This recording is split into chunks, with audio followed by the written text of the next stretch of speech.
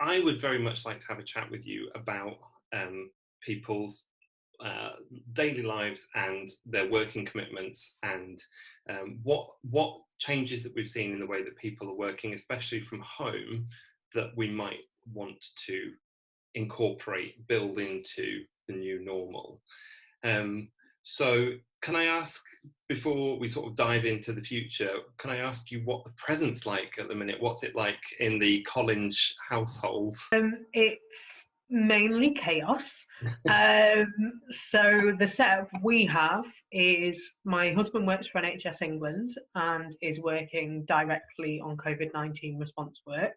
So his job comes first. That leaves me working 2 days a week from home for a small business, as well as being a county councillor. And I have a 6-year-old and a 2-year-old at home. My working life is a constant stream of interruptions. The business I work for adapted extremely rapidly. It's actually a change management and project management business. Well, you'd hope that they would. You'd hope that they'd ride the wave crest then. Well, exactly. I mean, we immediately, as a team, went into change management mode. We worked out and put in place strategies to deal with what we thought might be the downsides of working from home, and what we identified what the risks might be, and we came up with strategies to deal with them. We have daily huddles where we all speak to each other face to face on a video chat, and just it's a very quick roundup of, what are you doing today? Oh, I'm doing this. Could you help me with that? The sort of chat you often have first thing in the morning in an office. We have set up socials. So every week we have, it was just a coffee together, a virtual coffee.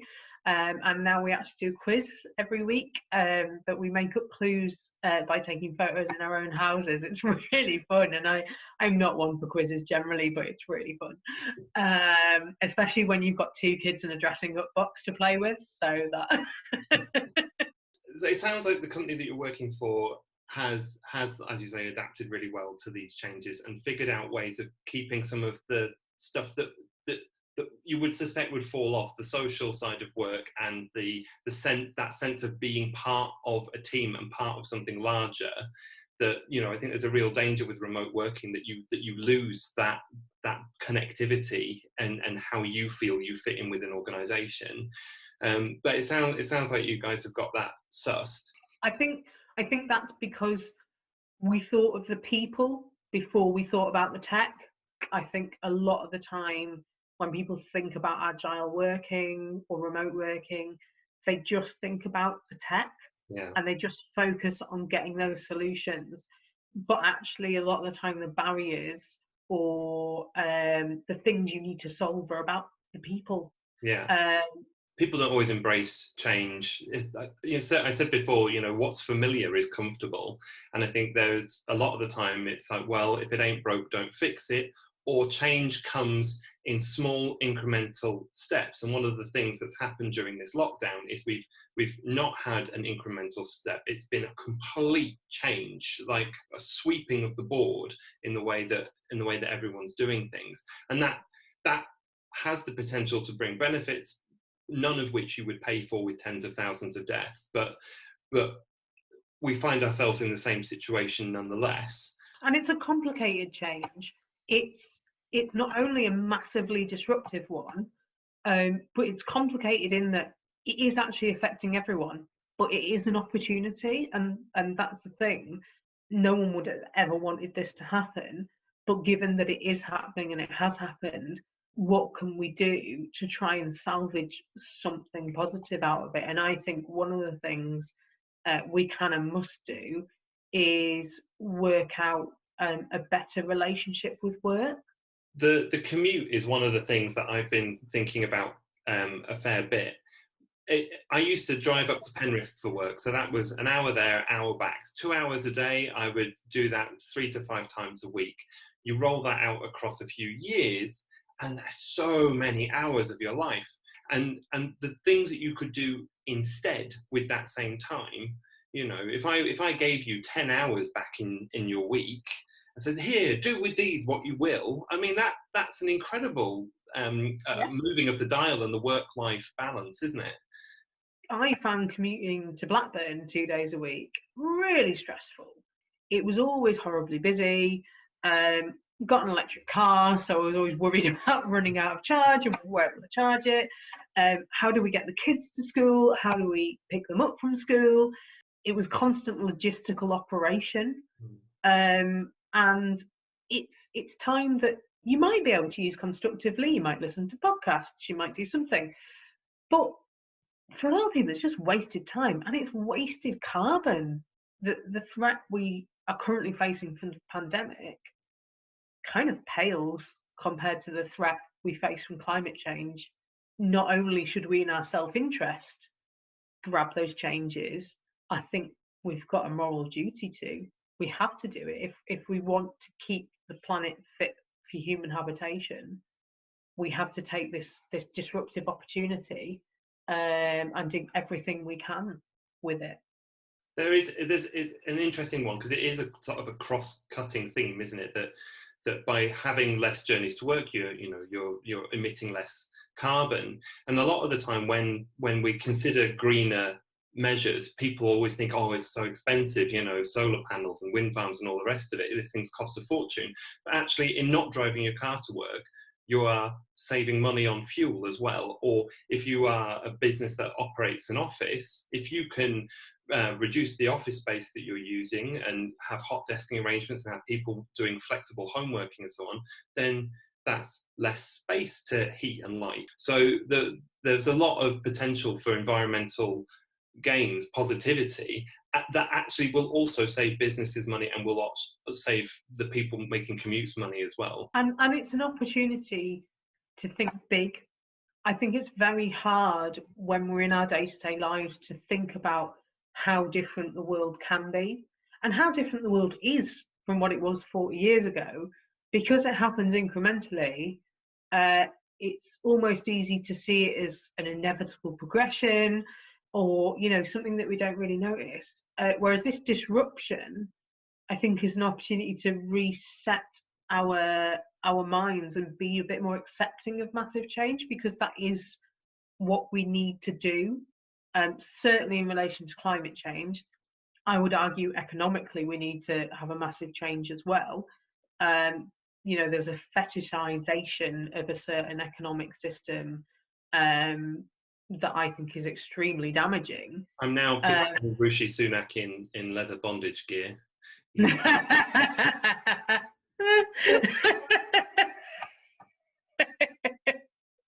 I have to say, Rishi Sunak, I don't like his politics, but he is one of the people who's come out looking best out of the government. So agreeing as we do that home working has lots of benefits, I mean, and including ones that we haven't touched on, like the fact that you don't need to have an entire wardrobe full of business attire. Whilst it does open up a number of possibilities and opportunities that can be very rewarding, there are a couple of pitfalls. Like, do you have a designated space in your house where you can work from home? No, I don't. I have the dining room table. We've got an open plan kitchen dining room, and we've got a lot more room than we did the last place we lived. There is a nice thing about being able to separate it, but again, I think this is about culture and behavior. So at the end of my working day, I put my laptop away, I put my notebook away, I put them in the laptop bag, and they go down. So it takes some thought and some consideration, but I think you can do it and you can deal with that risk. What sort of risks were you thinking of? Well, I came up with quite a tidy little list. Things like, you said you were working at your dining room table.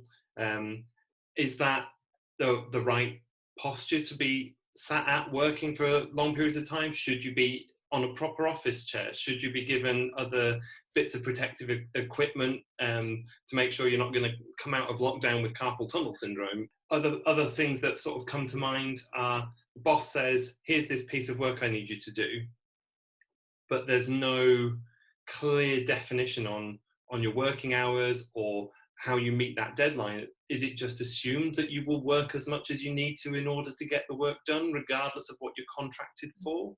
Those problems are very real. I don't think they're problems about working from home. I think they're problems about quality of management.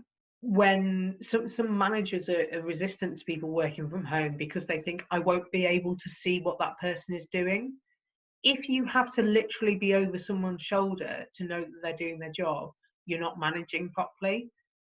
Being truly flexible, I think there's this idea that flexibility in the workplace is essentially about employees bending to what the business needs or what the organization needs, whereas actually true flexibility is looking, what are the needs of the business or the organization, what are the needs of the employee, and how can we make that work together. Whereas actually what we normally have even now is, this is how this organization works, can you fulfill that? Yeah. If they are working in an environment and doing work that is suitable for them and works for them, they will be more productive. Again, it's about people. It's not, we focus so much on systems and on tech, and it comes down to people, really. I think that focus on people should inform some of the decisions that employers are making and how they support people in the home working. So it's been quite interesting listening to disability activists and people with disabilities talk about the changes that have come in due to the pandemic, because for many years those same people have often been told, well, no, we can't do that model of working. No, you have to come into lectures to be able to access our courses. No.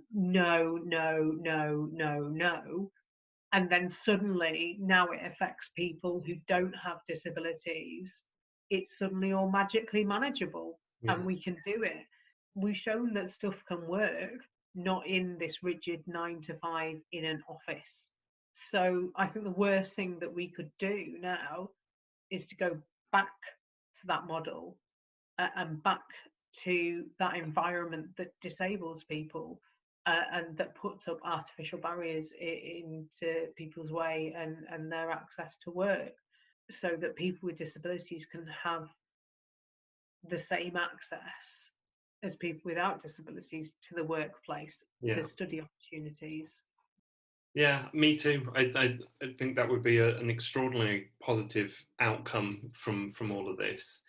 Okay, so as you've been answering the questions and the sort of things that I've been putting to you, you've had this really, I think really quite like a warm attitude to change. So I guess I kind of want to hear your top 3 tips for businesses on how to approach incorporating more home working and flexible working into their businesses going forward. Collinge's top tips. Collinge's top tips for home working. Think about the people first. Think about what people need and what your business needs, and then work out the solutions. Don't be fixated on systems that are currently in place. For individuals, do everything you can to take care of your well-being. Be aware that things will be different, particularly right now. Individuals and businesses need to be aware of the level of stress and anxiety in people's life, and need to be kind about that. And also, I suppose this links back to thinking about people. Do think about that team cohesiveness. How do you keep that feeling of being a team whilst operating remotely? And do things that you wouldn't normally do. Try and replicate the good things about working in an office environment remotely. Have those virtual coffees, have those huddles, have those chats, and just try stuff. I mean, try it. It might not work. It's fine. It's all right if things don't work. It's all right if you make mistakes, and it's all right if you go on a journey to get somewhere. I think that's a very much there is a cultural thing in a lot of organisations, certainly ones I've worked in the past, where everything is so sort of success heavy that we become really wary of failure, to the point where you don't put your hand up at a meeting and suggest something or ask a question in case you've said the stupid thing. I mean, I can always be relied on to say the stupid thing. But there is often this resistance to change as well, because we're so scared it's not going to work. And I think what you've just said about, like, oh, if it doesn't work, well, scrap it, change it, do something else, move on. Okay, what did work, what didn't work, right, let's keep that, get rid of that. I think that embracing that is a sort of a cultural philosophy that a lot of different businesses could really benefit from, and step back from this fear that we have to get everything just right first time. And the last thing I just wanted to talk about was the fact that everyone on Instagram now is just this massive show off. People are baking bread, homemade pizza, and guilty myself. They're decorating. I'm not on Instagram, so I don't know. Well, I'm only touching on it, but I'm just using it to illustrate this general sort of plethora of people that are gardening and baking and doing DIY and crafts and painting and drawing. Do you think that this is a sign that the work-life balance has become so skewed towards the work, the commute, the logistics of getting the kids to school, get here, get there, work, fall down at the end of the day, exhausted and unable to consider picking up a paintbrush or going into the greenhouse?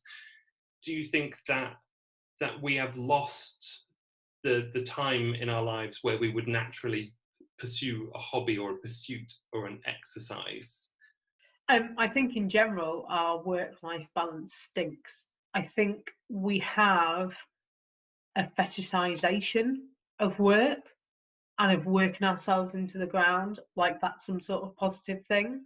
We have a whole economic system which is based on people scrapping and fighting to get more work, rather than providing the things everyone needs to live and making a good life for everyone. So I think the fact that it is suddenly miraculous that people have time to do a bit of gardening or bake a loaf of bread or read a book with their child is a really sad indictment of our society. I don't know if you've seen them, but on Facebook there's loads of memes, and on Twitter and stuff, about like a mum pouring wine into a cereal in the morning, or sat at a desk with the kids like tied up and gagged on the floor behind. I'm like, yes, I completely I can relate to that. My God. And it is, and actually you've touched on a really interesting point there, because it is usually mums who are ending up doing that, for many structural reasons, because women tend to earn less and therefore their work is less valued.